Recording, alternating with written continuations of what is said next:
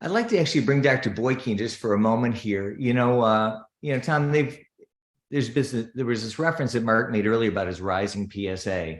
Can you kind of comment a little bit about the difference of when a man is diagnosed with prostate cancer, what his PSA level is at the time of diagnosis versus a PSA from recurrent disease if they were previously treated with surgery or radiation, and how that might be different, and then how we would apply some of this advanced PSMA imaging technology apropos to that rising PSA? Yeah, so that's a great question, and I'm sure Mark will attest, one that we like to have patients very aware of what their PSA should be, right? So know your number. And kind of in the early stage when you're under screening and your primary care is checking it, we like to see that number below 4. And I think, there's different ways to figure out if that number creeps up around 4, should we do a biopsy or not do a biopsy? And then imaging comes later based on several clinical factors that we might find in the early diagnosed stage. But after men have treatment, the PSA is quite different. So if men undergo surgery, we like to see the PSA go below 0.2, hopefully to undetectable. And this is a weird kind of misnomer where undetectable is 0. The labs kind of report it as it's lower than the resolution of the test. So we call it undetectable, or we call it 0, and is what we like to see after surgery. Now with that, after radiation, it's a little bit trickier, where we tell patients your PSA is going to decline over some period of time, usually months to maybe even a year if it's a slow growing cancer. And we like to see that PSA go down to less than 1, maybe around 0.5. I'd be happy if it went to 0.2, but never go up again.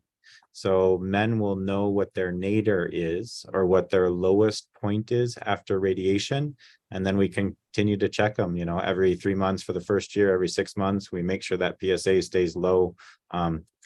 If the PSA starts to go back up, and this was originally where PSA was FDA approved, it wasn't approved for screening, it was approved for monitoring after therapy because it is such a good way to monitor.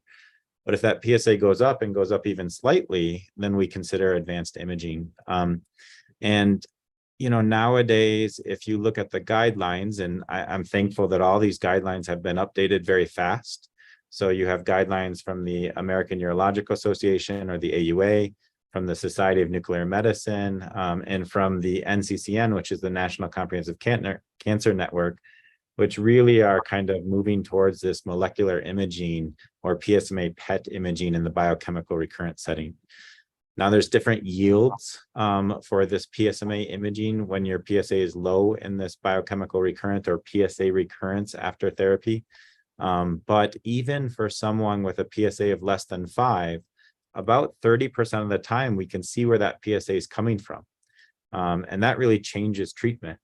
And the other thing to note is when the PSMA PET is negative, it doesn't mean that someone doesn't need treatment if their PSA is coming up after surgery, but it is a sign that they'll actually respond to treatment better. So even getting a negative scan in that setting is helpful for patients, for their families, to put them at ease. So just to clarify, you meant a PSA below 0.5.